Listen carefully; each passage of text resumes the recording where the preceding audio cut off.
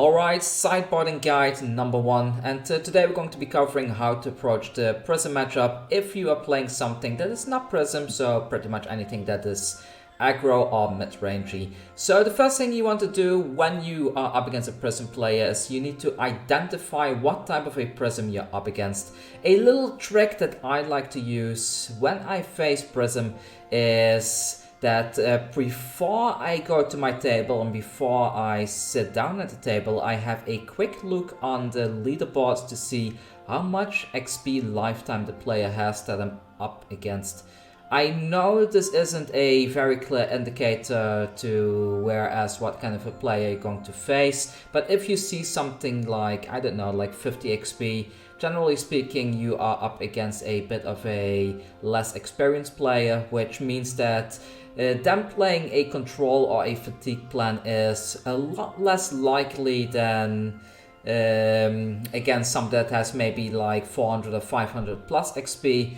Those players tend to know Flesh and Blood a lot better than the average player, and they will definitely take advantage of the weakness that most aggro decks have, and that is if they are fatigued out, they run out of cards and they lose the game. So that's one little trick that I wanted to share with you all, that you can use in order to gain some advantage against Prism.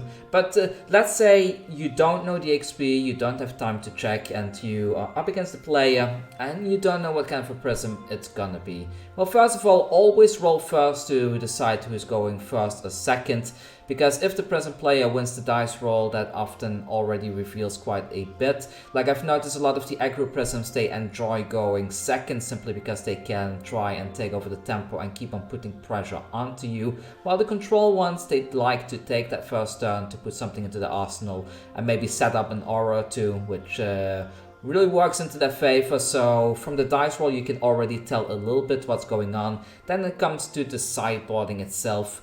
What I do, and this is something that is maybe a little bit unorthodox, I like to have a bit of a look while I sideboard to see what the opponent is doing. It doesn't mean that I'm looking at what kind of a cards they are putting into the deck, because most of the time that's not visible information, but what you can see is you can see that they are either adding stuff into the deck or taking stuff out of the deck, and you can kind of judge from the thickness of the deck, if you've been playing for a while, like how many cards they're playing. Are they playing 60 cards? Are they playing 70 cards? Are they playing maybe even 75 cards? You can usually tell just by looking at the opponent's deck.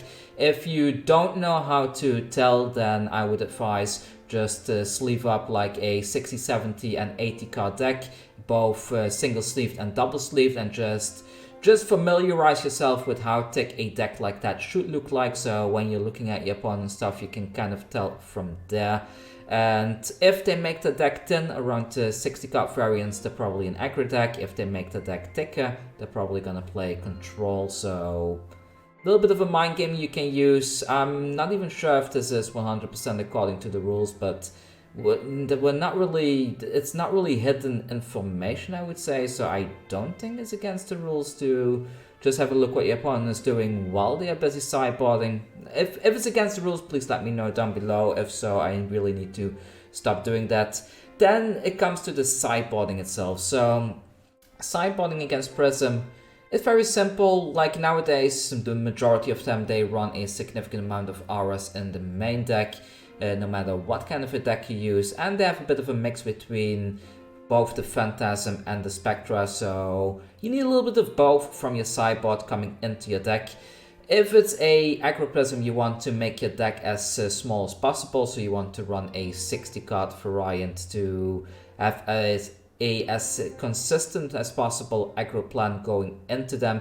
You can sometimes go up to 65 if your deck core is particularly important, you cannot take anything out. But the things that you do want to bring in is you want to bring in like 2 to 3 time snap potions. Having those extra action points can be extremely valuable in order to get rid of auras on their side of the field, which is very important in general against the Prism matchup. And you also want to bring in some 6 or 7 or higher attack cards in order to be able to break their Phantasms. Command and Conquer is of course one of the cards that is very it's like a very obvious choice to bring into the deck in general. But if you play something like Runeblade, the Runic Reclamation is also a good pick. We also have some very fun 7 attack cards in the generic slot that you could potentially bring in, because keep in mind, against these matchup, those cards are basically functioning like a semi-defense reaction, so you don't really need to get expensive Command and Conquers if you don't want to, because you don't want to really run this into the main deck unless you're up against something like a Lexi or an Azalea player anyways. So you could definitely get away with running something like, for example, Nourishing Emptiness is a good pick, or what's the other one called? What's the one called? The one that blocks for 2 and you can discard to give it +3.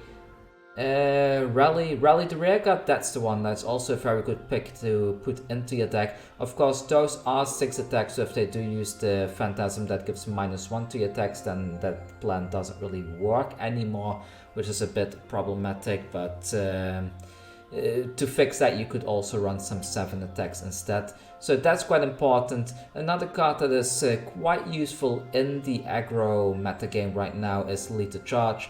We've seen some people using it as a secret tech against Prism early on, and Lead to Charge is starting to see a significant amount of play lately. It's a very good card, like in aggro decks that are very low curve. You can pretty much kind of give like a semi-go again to pretty much anything, but it gives you that flexibility compared to the normal go again, where you can pretty much use the action point to generate in order to get rid of an aura on your opponent's side of the field, which is something that normally you don't really have access to. And on top of that, because the thing itself has go again, you can pull off some very interesting shenanigans, like if you, for example, play Chain of Viceroy, that you use the what are the things called, the Spellbound Creepers, in order to instant speed this one onto the field. Then you just play something else, you get an action point back, and then you can even do some things like you play this one instant speed, you get your action point back from this card, your next attack is gonna generate an action point for you, then you can even play something like a Mordred Tide, for example, that has go again, or what's a better example, like a Morphean Skies that gives go again to your next card, because you will get the action point from the go again itself, and you will also get the action point from the Lead to Charge activation, which is kind of cool, kind of like a very nice usage right there, which is definitely worth it in those low to the curve decks in general.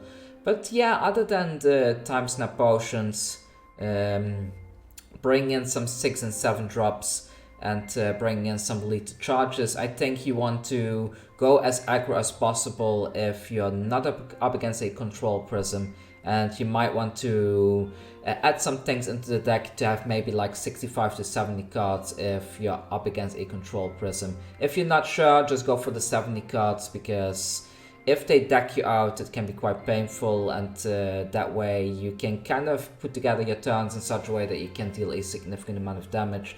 Especially as a Runeblade player, you should be able to split your damage in such a way that you can present a constant source of threat to them, like you can constantly keep the Spectral Shields off the field so that they cannot really pressure you either.